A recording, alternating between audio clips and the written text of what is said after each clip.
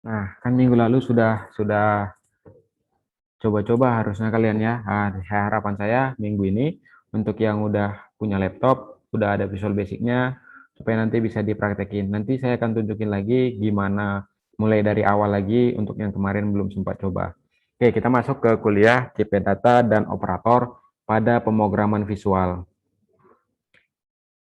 Tujuannya itu apa? Supaya kalian bisa memahami, mengenal tipe data, variabel, konstanta, dan operator yang dapat membuat aplikasi sederhana dengan menggunakan tipe data itu, variabel, dan konstanta, serta operatornya. Nah, minggu lalu kan saya udah sampaikan ke kalian itu gimana cara membuat sebuah variabel. Nah, variabel itu seperti yang minggu lalu itu menampung sebuah nilai dari text box yang kita buat, lalu untuk ditampilkan. Nah, di sini dijelaskan bagaimana cara membuat variabel itu nantinya, bagaimana mengisi nilai ke variabel itu, ada operator di sana, kan ada operator nih. Nah, di sana nanti ada operator. Operator itu ada beberapa jenis, nanti akan kita jelaskan di slide selanjutnya. Nah, gimana cara penerapannya nanti kita akan coba di prakteknya. Alat dan bahan yang kita gunakan itu Visual Studio 2012 seperti yang minggu lalu. Itu terus yang kita pakai di kuliah ini untuk pemrograman visualnya.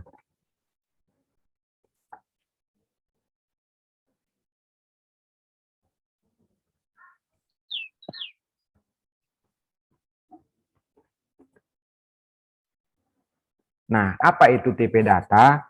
Tipe data merupakan suatu bentuk penggolongan jenis data berdasarkan kategori data, ukuran dan kegunaan data yang dapat ditampung oleh sebuah variabel. Tipe data pada Visual Basic 2012 dilihat pada tabel berikut. Ini tipe data yang ada di sana. Nah, kalau kuliah yang lalu di algoritma pemrograman, kalian pun sudah dapat kan kuliah tentang tipe data itu ya. Ada string, ada karakter, ada konstanta. Nah, di sini ada yang lebih baru itu di visualnya itu ada long, mungkin di C++ yang visualnya mungkin sudah ada. Saya juga kurang mengikuti. Jadi di sini ada single, ada boolean, boolean itu true dan false, ada date. Date itu dari tanggal 1 Januari tahun 1 Masehi sampai tahun 1999. Ada sort, ada karakter, string, ada objek. Nah, objek di sini maksudnya nanti kalian bisa juga membuat sebuah variabel itu yang tipe datanya adalah form. Jadi nanti saya akan tunjukin bagaimana membuat menu.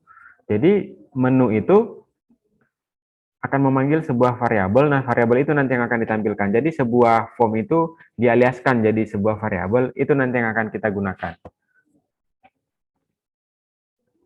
Nah, kaitannya apa jenis masing-masing tipe data ini? Jadi tipe data itu kan dia berkaitan dengan nilai yang mampu untuk ditampung, yang mampu untuk disimpan, dan penggunaan memori byte. Nah, di sini ada 8 byte, 4 byte, ada 2 byte, ada 10 byte, ada 4 byte. Nah, macam-macam nih. Ada penjelasannya di tabel ini. Nah, byte ini apa? Ukuran ini apa? Jadi nilai atau size untuk alokasi yang digunakan ke memori waktu saat program itu dijalankan. Nah, jadi seorang programmer yang baik itu dia memperhitungkan ukuran tipe data apa yang sebaiknya digunakan untuk menampung sebuah variabel. Bisa aja kan kita buat sebuah variabel nama itu string.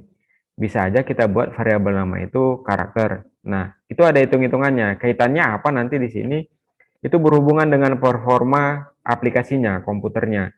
Nah, seperti nanti kalian dapat kuliah itu sistem basis data, di sana juga terkait ke penentuan tipe datanya, apakah itu karakter, string, date. Nah, itu berkaitan nanti ke performa juga. Kalau aplikasinya kecil, kalau aplikasinya simple itu mungkin nggak akan kelihatan. Tapi kalau aplikasinya udah besar dan kompleks, itu akan mempengaruhi nanti performanya. Apakah aplikasinya cepat, lambat, atau bahkan komputer yang digunakan itu dengan istilah sekarang itu hang, nge-lag gitu, blue screen. Bisa seperti itu. Jadi ini harus diperhitungkan. Seperti misalnya kita buat NIM. NIM itu kan dia angka ya. Nah, kita bisa buat dia integer. Kita bisa buat dia juga string. Kita bisa buat dia juga sebagai karakter. Nah, karakter itu kan dia karakter simbol-simbol gitu ya. String itu kan dia karakter yang udah digabungkan dan jumlahnya juga tidak tentu. Umumnya orang yang mendeklarasikan karakter itu jika panjangnya, misalnya NIM itu kan udah tertentu panjangnya berapa. Itu bisa kita buat sebagai string, bisa kita buat sebagai karakter, bisa kita buat juga sebagai integer. Karena di sana kan NIM itu umumnya untuk di kampus kita ya, yang dipakai itu angka. Nah, bisa integer, bisa string, bisa karakter. Nah, perhitungannya apa, pertimbangannya apa untuk menentukan tipe datanya itu alokasi memorinya seperti yang saya bilang tadi. Jadi kalau memang angka itu tidak akan dilakukan operasi, adakah operasi logika atau operasi aritmatika? Aritmatika itu kan tambah kurang bagi kali gitu ya. Itu nggak perlu dibuat integer, string aja udah cukup. Bahkan karakter udah lebih kecil ininya penggunaan alokasi memorinya. Nah, karakter itu 2 byte. Integer 4 byte lebih besar. String itu lebih besar lagi, 10 byte. Nah, itu penggunaan memorinya. Jadi kalau komputernya kecil, memorinya kecil, speknya juga nggak tinggi, jadi hati-hati memperhitungkannya di sana gitu. Nah, konversi tipe data. Jadi nilai yang kita masukkan itu atau nilai yang kita gunakan itu nggak selalu misalnya kita deklarasikan nilai sebuah variabel itu 1, 2, 3, 4, 5. Nah, itu belum tentu dia integer, itu belum tentu juga dia string. Nah, nanti saya akan tunjukin sama kalian gimana sih cara mengkonversikannya. Nah, tapi kita pahami dulu, apa sih konversi tipe data? Konversi tipe data adalah sebuah fungsi yang digunakan untuk mengkonversi, mengubah tipe sebuah variabel ke tipe data yang lain, ke tipe variabel yang lain. Konversi tipe data dapat dilihat pada tabel berikut. Nah, begini cara mengkonversikannya. Nah, konversinya itu kita bisa menggunakan ini istilahnya itu fungsi. Jadi ada fungsi di sana. Ada fungsi cin, cbol untuk boolean, cbyte untuk byte, clong untuk long, ccursor untuk currency, csort, csingle untuk single, cdate. Nah, kalian bisa lihat di tabel ini. Untuk pengkonversiannya, mempraktekannya nanti gimana? Nanti kita lihat di prakteknya. Nanti saya akan tunjukin ke kalian bagaimana sih cara konversinya gitu. Nanti materinya saya kirim bisa yang ini. Nah, tadi kita udah kenal tipe data, bagaimana cara mengkonversikan tipe data. Kita masuk ke variabelnya. Nah, variabel itu adalah merupakan tempat penyimpanan data dalam memori komputer yang mengandung data atau nilai sementara dari sebuah proses pada suatu pemrograman. Nah, cara mendeklarasikannya itu bagaimana? Nanti saya tunjukin. Nanti kita lihat di kuliah lalu itu juga udah ada itu. Deklarasi variabel adalah merupakan fungsi untuk mengenal suatu variabel berikut dengan tipe data yang dipakai pada variabel tersebut. Pendeklarasian variabel dibagi menjadi 2 kategori, antara lain deklarasi eksplisit, suatu pendeklarasian umum yang sangat sering dilakukan dengan memberikan kata kunci as. Bentuk umumnya private atau public atau dim atau yang lain. Lalu nama variabelnya kata kunci as, lalu tipe datanya. Contohnya dim, nim, as integer, dim nama, as string. Nah, seperti yang praktek lalu, kalian coba di sana kan dim nama, as string, kan gitu.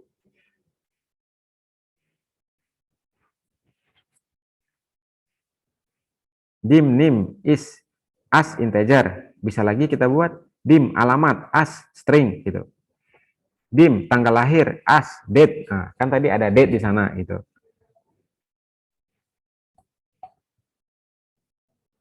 Nah, ini deklarasi eksplisit. Ini yang sering digunakan. Dia dengan menggunakan kata kunci as. Ada juga dengan cara yang keduanya itu dengan deklarasi implisit.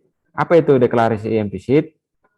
Adalah suatu pendeklarasian yang tidak memberikan kata kunci as pada semua variabel tersebut, tetapi memberikan suatu karakter atau simbol di akhir variabel. Contoh pendeklarasian implisitnya itu simbol-simbolnya seperti yang terlihat di tabel. Ada itu menggunakan persen untuk tipe data integer, ada itu tipe data dolar untuk string, bukan tipe data dolar, ada karakter dolar atau simbol dolar untuk string, ada simbol N, simbol dan untuk tipe data long, ada add untuk tipe data currency, ada tanda seru untuk single, ada tanda crash untuk double. Contohnya seperti ini.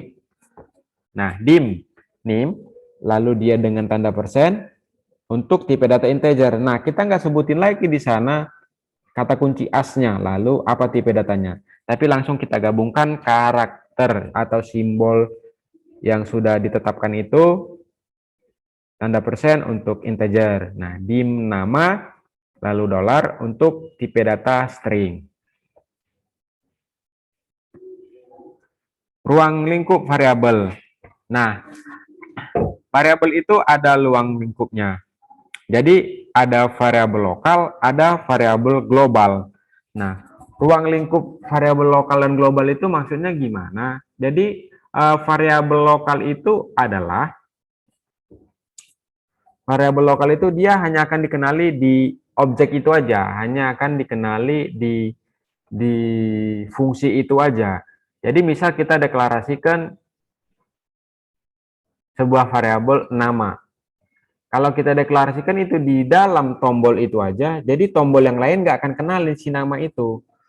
Nah, kebalikannya ada variabel global. Misal kita deklarasikan sebuah variabel nama, tipe datanya string, tapi kita buat secara global. Jadi kita buat deklarasikan itu dia di atas, di bagian pertama program. Jadi semua tombol yang kita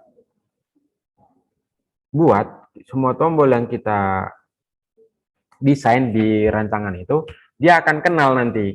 Jadi misal waktu saat kita membuat penjumlahan, pengurangan, perkalian, pembagian, itu ada 4 tombol. Nah, kita inisialisasi dulu, kita kenalkan dulu, kita daftarkan sebuah variabel berikut dengan tipe datanya, lalu masing-masing tombol itu akan kenal. Jadi kita nggak perlu berulang kali mendeklarasikan variabel itu di masing-masing tombol. Nah, untuk deskripsinya kita bisa lihat lokal variabel merupakan suatu pendeklarasian variabel di dalam ruang lingkup objek saja, tidak dapat digunakan di dalam objek lain. Untuk variabel global merupakan suatu pendeklarasian variabel yang tidak hanya di dalam ruang lingkup objek saja, tetapi mencakup semua prosedur dan objek.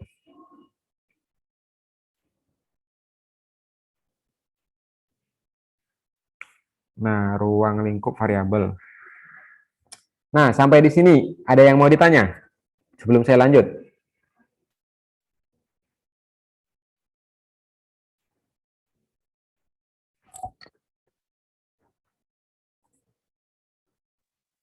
Halo. Perintah dim itu untuk apa, Pak? Perintah dim. Perintah dim itu apa saya bilangnya?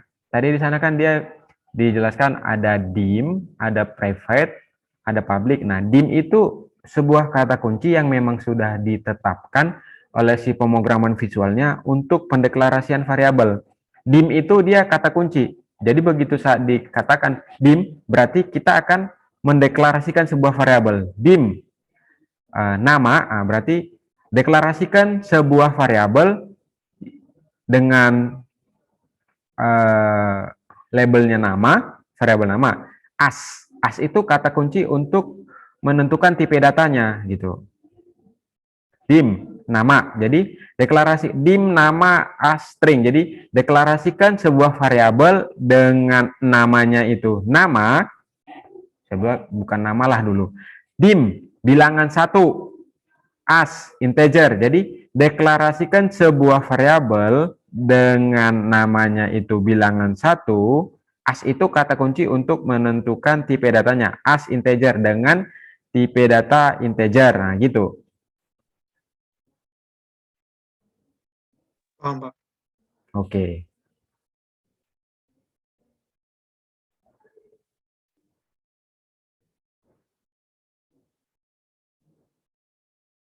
Kalau di C++ kalian kemarin cara deklarasikan variabel gimana?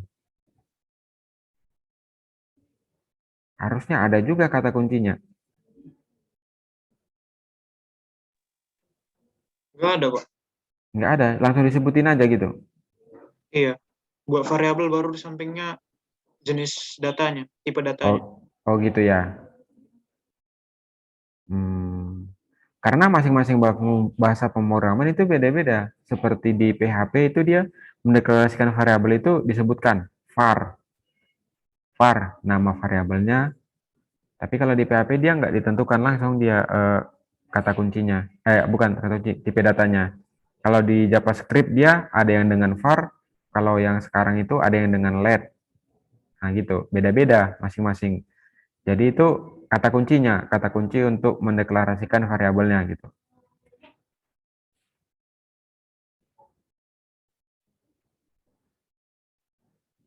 Sudah? Sudah, Pak. Oke. Saya lanjut ya. Ya, Pak.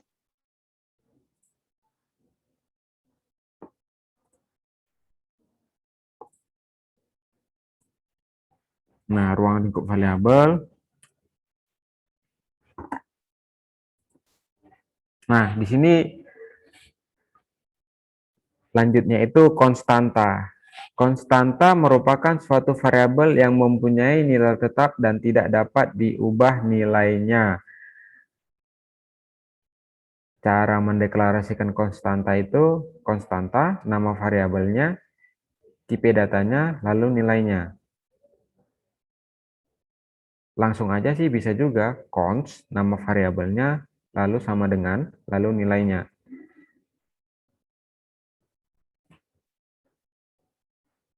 Bisa juga dengan private, nanti kita coba. Bisa juga dengan private, const, lebar, as integer sama dengan 5.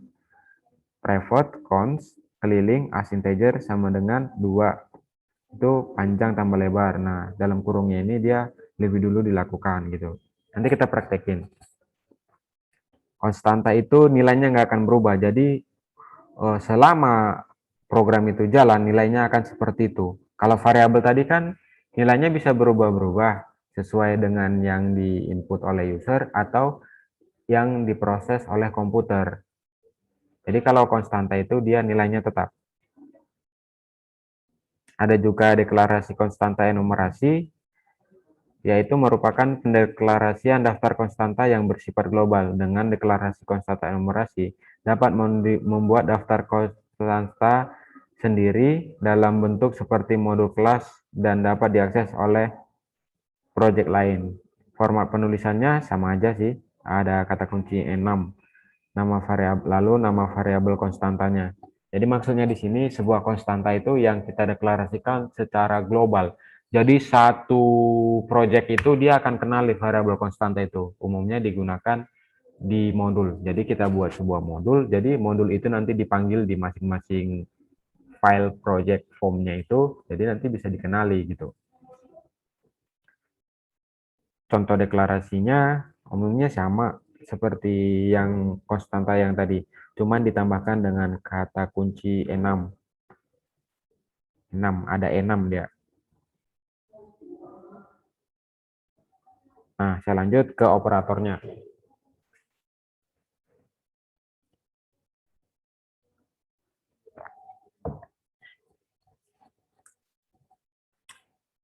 Yang pertama itu ada operator aritmatika. Ada beberapa operator. Nanti ada operator logika, ada operator concatenation, ada operator assignment, penugasan. Nah, ini operator aritmatika kita mulai. Yang pertama, apa itu operator aritmatika? Merupakan suatu operator perhitungan matematika yang digunakan untuk proses perhitungan matematika. Operator aritmatika dapat dilihat pada tabel berikut. Nah, di sana ada plus, tanda tambah, itu untuk penjumlahan, tanda kurang, tanda minus itu untuk pengurangan, tanda bintang untuk perkalian, tanda slash, tanda garis miring untuk pembagian, tanda mod untuk sisa hasil pembagian, dan tanda pangkat untuk perpangkatan. Ini operator untuk aritmatika, untuk perhitungan matematika. Lalu ada operator perbandingan. Nah, operator perbandingan adalah merupakan suatu operator yang menyatakan suatu kondisi itu benar atau salah. Operator perbandingan dapat dilihat pada tabel berikut. Nah, di sini operator perbandingan itu ada lebih kecil dan lebih besar, itu ditulis secara bersamaan. Untuk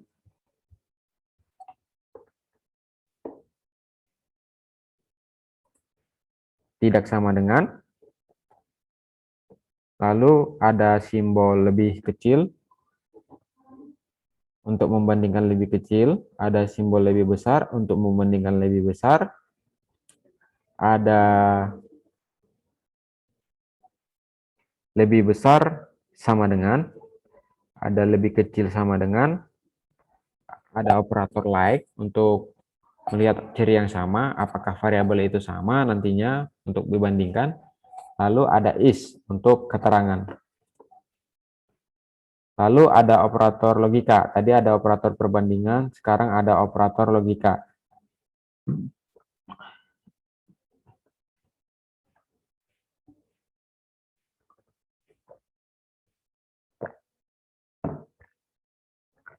Apa itu operator logika? Merupakan suatu operator yang dapat membandingkan dua ekspresi atau lebih data logika, data boolean, dan menghasilkan data logika atau boolean baru. Operator logika dapat dilihat pada tabel berikut. Itu ada operator NOT, ada operator AND, ada operator OR, ada operator XOR. Nah, fungsinya itu NOT itu untuk tidak, AND itu untuk dan, OR itu untuk atau, XOR itu untuk eksklusif atau. Jadi kalau NOT itu kan dia kebalikannya. Jadi kalau N itu dia jika keduanya bernilai benar, maka hasilnya benar. Jika salah satunya nilainya salah, maka hasilnya yang baru itu salah. OR itu jika salah satu benar, maka dia akan menghasilkan nilai benar gitu. Lalu ada operator penugasan. Operator penugasan adalah merupakan operator yang bertugas untuk menentukan nilai yang dikeluarkan oleh suatu variabel terhadap kondisi tertentu. Ada operator itu dia untuk penugasan itu operator sama dengan. Jadi simbolnya itu simbol sama dengan. Seperti yang kemarin di text box itu kita masukkan nilai ke nama itu menggunakan tanda sama dengan. Jadi kita deklarasikan sebuah variabel itu dim nama sama dengan. Sama dengan itu adalah menugaskan ke variabel nama itu nilainya apa. Kalau yang lalu kan kita ambil nilai untuk variabel nama itu dari text box. Jadi text box-nya text box 1 gitu. Lalu ada operator penggabungan, concatenation. Jadi operator yang digunakan itu bisa dengan menggunakan simbol tambah atau simbol dan. Fungsinya itu dia untuk menggabungkan. Nah, seperti yang lalu, kalau saya nggak salah ingat di kelas kalian itu kan udah ada juga saya tunjukin bagaimana menggabungkannya dengan tanda tambah. Apa itu deskripsinya? Merupakan suatu operator yang dapat digunakan untuk menggabungkan dua buah string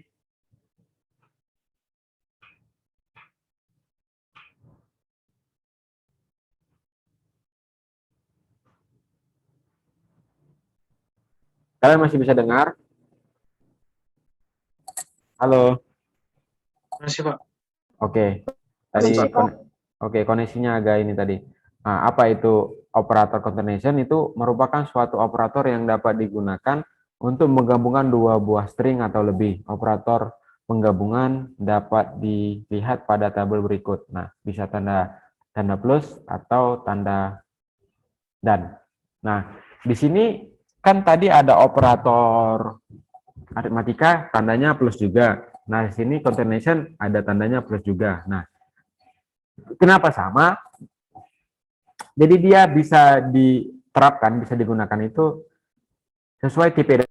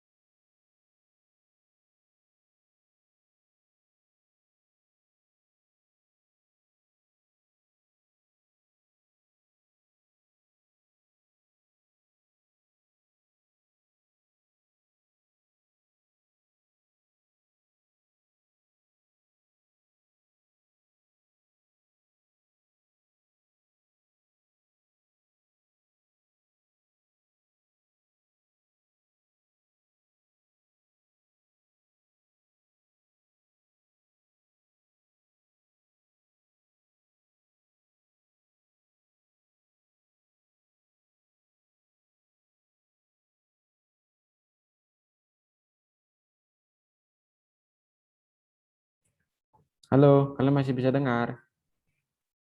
Masih, Masih, Pak. Pak. Pak. Putus-putus jaringannya di sini. Nah, tadi kan Iya, Pak. sampai di operator concatenation. Tadi saya tanya ke kalian itu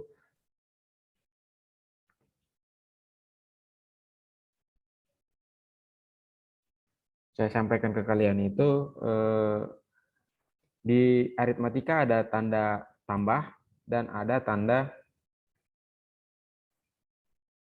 kurang bagi kali. Nah, di concatenation itu juga ada tanda tambah.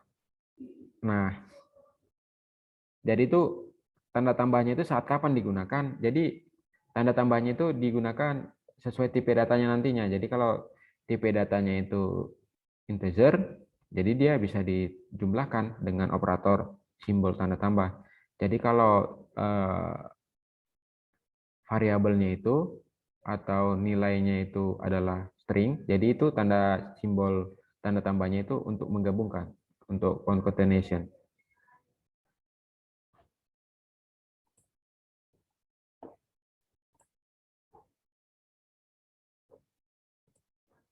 Nah, sudah habis. Habis di operator penggabungan concatenation ada tambah dan simbol dan. Nah, kesimpulan udah habis sih. Materinya itu aja. Jadi kesimpulannya apa? Jadi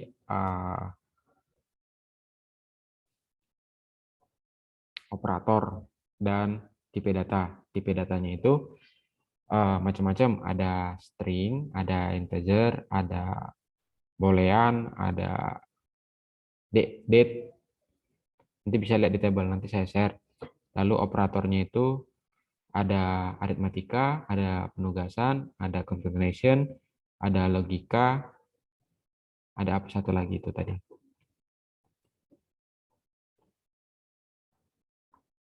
Apa satu lagi tadi? Aritmatika, perbandingan satu lagi.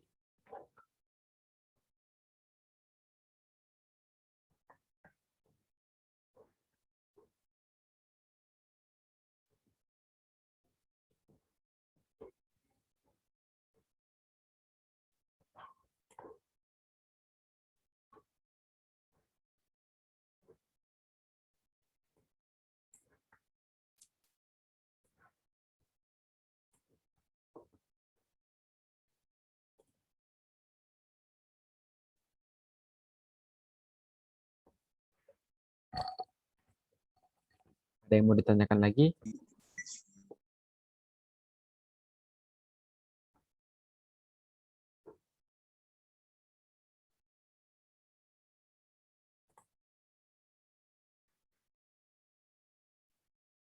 Suara saya kedengaran kan? Dengaran, Pak. Ya. Dengar, Pak. Nah, ada yang mau bertanya lagi? Atau ada yang mau ditanyakan? Masih bingung ya? Karena belum dipraktekin ya? Iya, Pak. Nah, kalau kayak gitu, kita langsung ke prakteknya. Tapi sebelumnya, kalian aktifin video kalian dulu, kamera kalian. Saya mau buat laporan.